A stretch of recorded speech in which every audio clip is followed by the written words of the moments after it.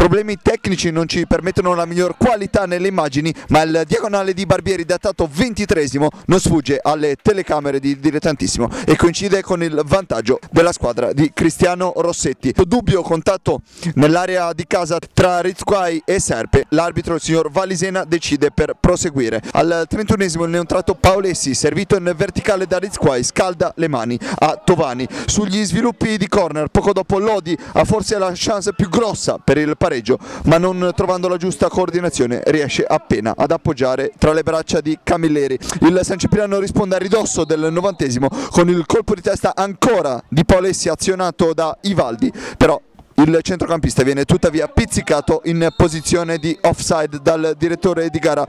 Ancora il numero 16, questa volta nel recupero, riesce a scartare Tovani, ma la sua conclusione viene rimpallata sulla linea di porta. Poco male, perché da lì a breve il triplice fischio di gara sancirà la vittoria dei padroni di casa. Sesta vittoria consecutiva per il San Cipriano, condita da ben 19 reti a fronte delle solamente 2 subite per la squadra di Rossetti in attesa del recupero di mercoledì, tempo permettendo con la Carvarese. Il San Gottardo, privo di ben 6 pedine, non ha certo demeritato, recrimina forse per un rigore e deve rimandare l'appuntamento con la zona playoff.